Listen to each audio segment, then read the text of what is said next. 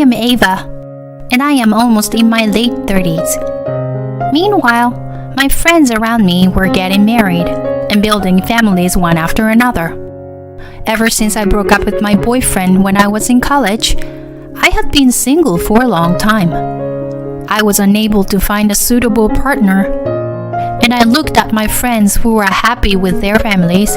I grew more and more impatient. Sometimes, when I met my friends for a girls' night out, those with families always said, "You should save money for yourself while you are still single." They advised that if you have a saving account separate from your common property, it will definitely be useful no matter what happens after you get married. I didn't really understand what they meant by that, but as a bachelorette, I didn't have the opportunity to be extravagant. And other than the living expenses that I put into my parents' house, I was steadily increasing my assets for myself by saving money and investing in stocks. I then finally decided to get married.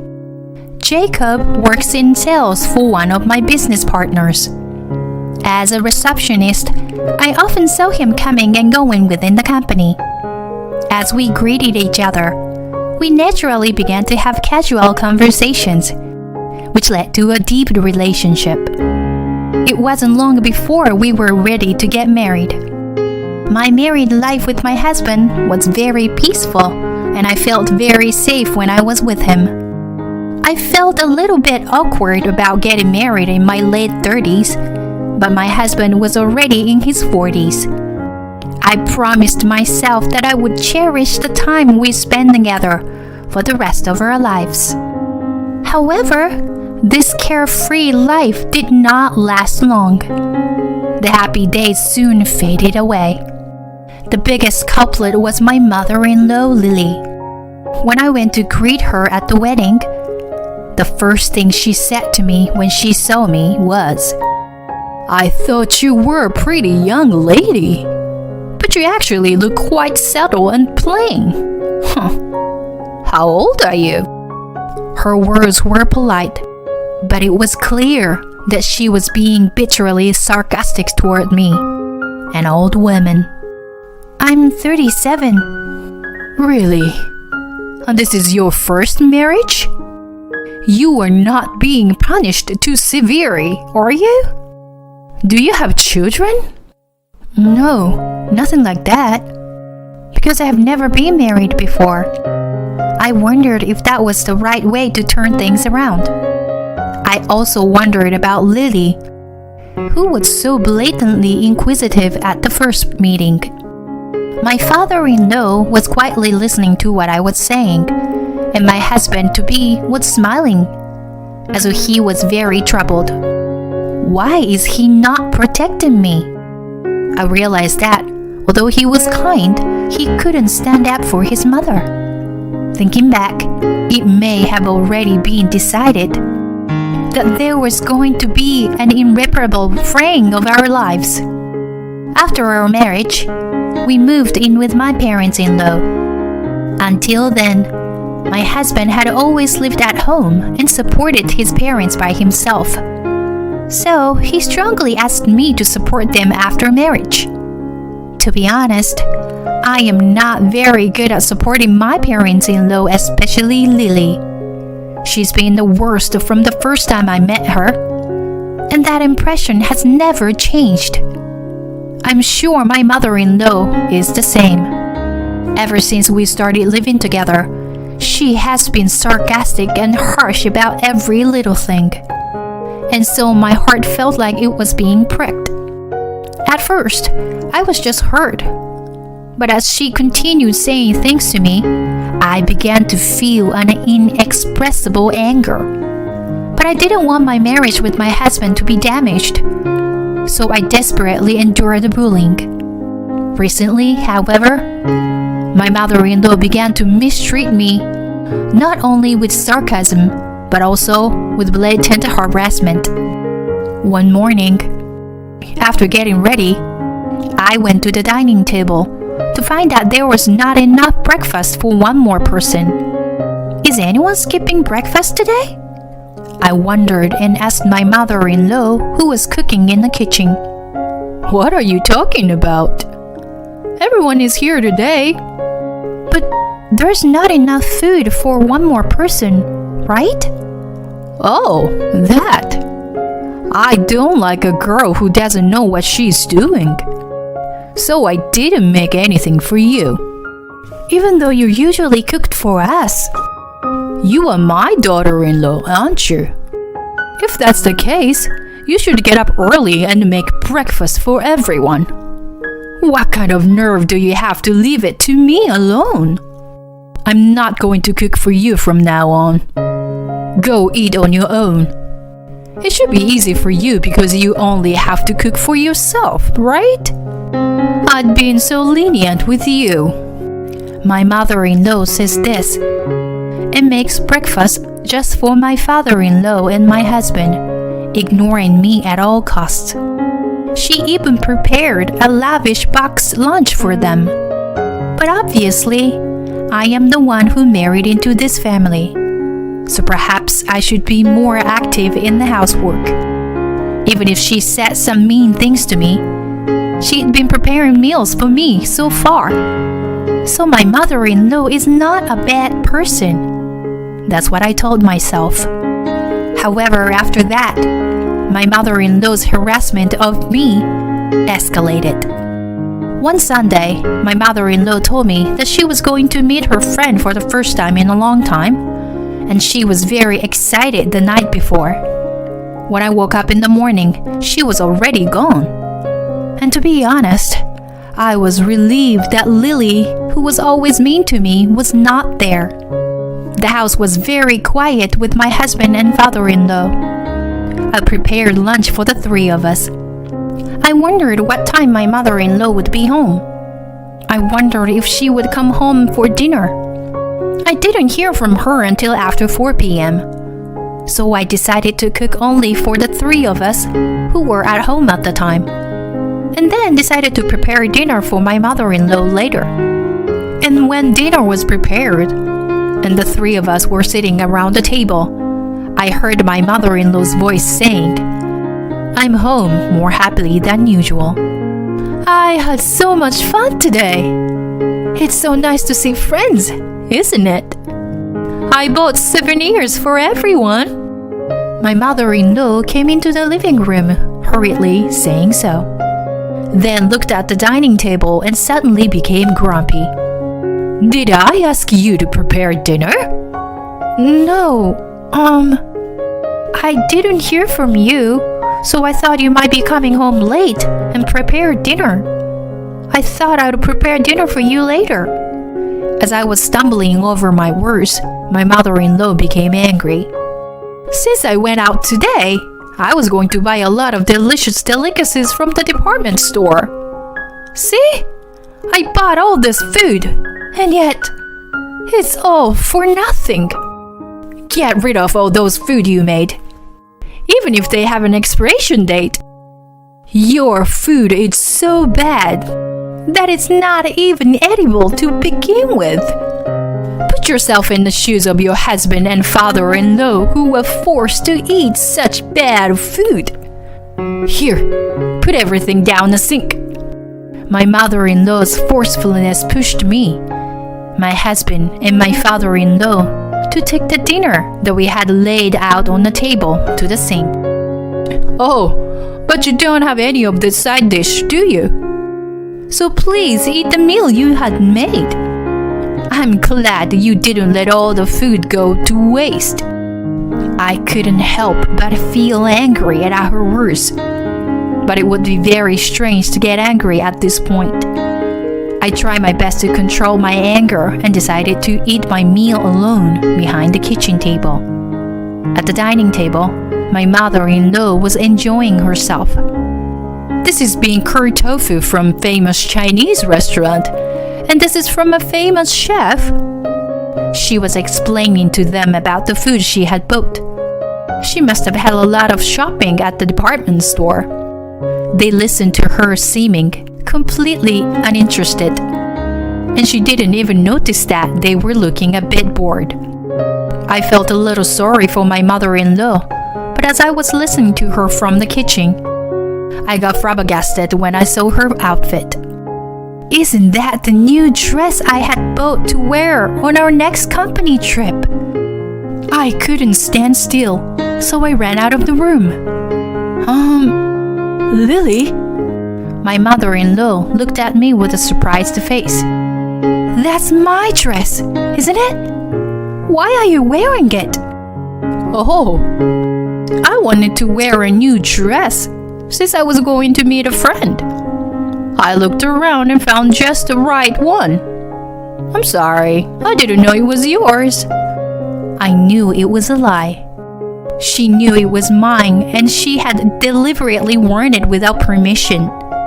I was looking forward to going out in my new dress, and then she took it away from me so easily. Moreover, this dress was the perfect size for me. But when my mother-in-law put it on, her flabby belly was visible. I guess she is basically the type of person who doesn't care about what she wears as long as she can wear it. I don't know what people think of her outside the house, but I can't forgive her for ruining my new dress. Besides, that bag she's using was also mine, isn't it? I realized even more. The bag that my mother-in-law used to bring back souvenirs. It was also a branded bag that I had used with care. How could she use someone else's property without permission? Does this person have no common sense? You know what? I was going to do a lot of shopping today, so I thought a large bag would be good. I found just the right one, so I used this. Was this yours too? Then I'm sorry. My mother-in-law was so hateful to me. My anger had already reached its peak. This was not the first time my mother-in-law had taken my personal belongings without my permission. In the past, she had taken my watch, which was given to me by my mother. And she also traveled with my father-in-law, using the ticket that I was going to give to my parents as a present. There were many other incidents. After remembering all of this, I started to feel like I didn't care anymore. I'd been trying to keep my mouth shut and bear it because I don't want to ruin our family. But now, I have no choice but to take it out on her. But aren't you being a little too rebellious today? You only live here like a worm that eats on her own dime. So don't make a big fuss when I borrow something from you. If you have a problem with me, you can leave any time you want. My mother-in-law said firmly. With those words, I felt something snap inside me. Yes, next week. I'll get everything done by next week.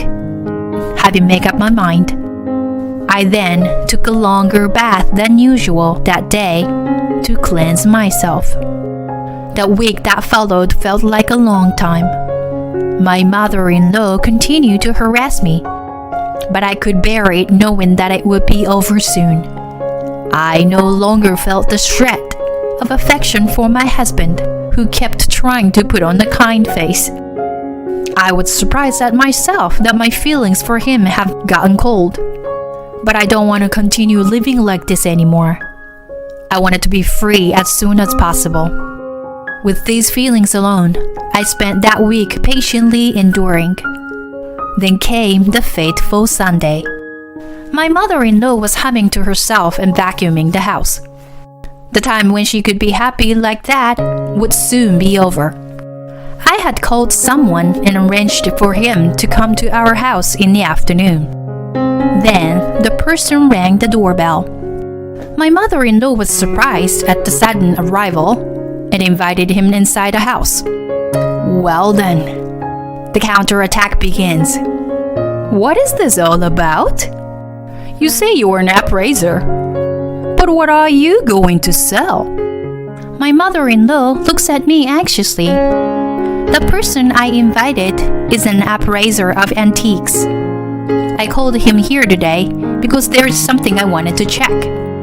I wanted to clarify something. Lily, you told me that you lost the watch that was given to me by my mother, right? I haven't received it back yet. But did you find it after that? I calmly asked my mother-in-law. Well, I haven't found it yet. But it's a cheap one that you can buy anywhere, right? Why don't you just buy the same one again? You're persistent, aren't you? My mother-in-law still doesn't seem to take offense at all. I continued. That watch was actually a memento of my grandmother's. A famous branded watch that cost over $300,000. It was a limited edition model from my grandmother's era. So you can't get one anymore. My mother-in-law's face turned pale at my words. My father-in-law comes from the side. Oh, I remember you sold a watch at an antique store. You mean that one? He said. You sold a memento at an antique store? My husband was puzzled. No. It looked nice. So I thought I would use it to earn a little extra money. I thought I would let them use it. But I was going to buy it back when I could afford it. I didn't know it was so old. I think that, for all her feigning weakness, she soon returned to having that strong expression, looking down on me, to no end. If that's the way she's going to take it, I'm not going to give up. So, Mr. Miller, what was the results of the appraisal of that watch that I requested the other day? I urged him. I'm not certain, but if it is a limited edition model of the year, I think it will be no less than $200,000, even if it's conservative estimation. The appraiser said so clearly. What? My mother-in-law was surprised with her mouth open. What? I can't believe you sold such a valuable item without permission. My husband was also surprised. He had noticed that my mother-in-law was taking my personal belongings as she pleased. But my husband had pretended to ignore it until now. Still, I can't forgive him for that even now. But it's a watch. I didn't have much, so if I could use it to bring in some money, it would be my last act of filial piety. I said quietly. The last one? My husband was surprised. I feel sorry for you. Though you were not to blame. I don't want to live with you anymore. With my in-laws and your lack of interest in defending me. Yes, I know. I'm getting divorced too. So, you and your mother are strangers to me now. What? Divorce? What do you mean? My husband was very upset. I'm sorry, but I've already made a decision. That's right. I will never waver in this feeling again. I have no love left for my husband. Lily seems restless. She seems unmoved at all that she had sold off the watch. I can't believe that watch was worth that much. If I buy it back now, I wonder if I can sell it for more. My mother-in-law is not afraid to talk nonsense like that. I doubt her nerve to say such a thing even after all this time. You said you were getting a divorce, didn't you? If that's the case, give us a little more money for taking care of your living expenses. Until now. Again with the money talk. I was really fed up. Oh, okay. Can I send it as a check? How much do you want? My mother-in-law seemed to be surprised when I answered without hesitation. A check? I don't care how much it is. To be honest, I have more than enough assets, so I'm not troubled by money at all. Assets? Where in the world did you get those assets? That's none of your business. Thank you for all the help you've given me. Goodbye. I said that. and the appraiser and I quickly left the house. I would never cross the threshold of this house again. I felt really refreshed. In the week since I decided I was ready to get divorced, I first organized my personal belongings. As a friend had told me a long time ago, I have over $300,000 in assets from savings and stock investments in my name that I made before I got married. In the event of divorce, common property is usually divided with the husband. But since it's all my personal assets, it's handled differently. With this much money, even if I can't marry anyone in the future, I will have enough money to live on my own until retirement. You should save money while you are still single. I didn't really understand that. But now that I got married and divorced, I am really glad that I have my own assets. On the advice of a friend, I started investing in index funds. The initial amount of saving was small, but it increased it to $5,000 per month. The $60,000 per year I accumulated has been growing rapidly, supported by the strong economy and compound interest calculations. It has been 15 years since I was a bachelorette. My steady investment in mutual funds has paid off, and I have amassed a large fortune. My ex-husband and in-laws had no choice but to continue living in the house after I was gone. I heard that my ex-mother-in-law's harassment and bullying of me had become a rumor in the neighborhood, and she was very unhappy because she could no longer get along with them. My ex-husband was labeled as someone whose wife immediately ran away, just when he had finally got married, because he was too weak to stand up to his parents and take care of his wife. I think he will probably continue to pursue marriage. But honestly, I think it will be difficult. Marriage is not a goal, but a new start in life. I strongly felt that this time. I thought that since I got married in my late 30s, all I had to do was to spend the rest of my life peacefully. But I never thought that I would have such a turbulent married life. But that is exactly why I am determined to meet my true life partner, with whom I can overcome the good times and the bad times together. Until I meet such a match someday, I will be on my own again for the time being. I will continue to steadily increase my assets to live on my own.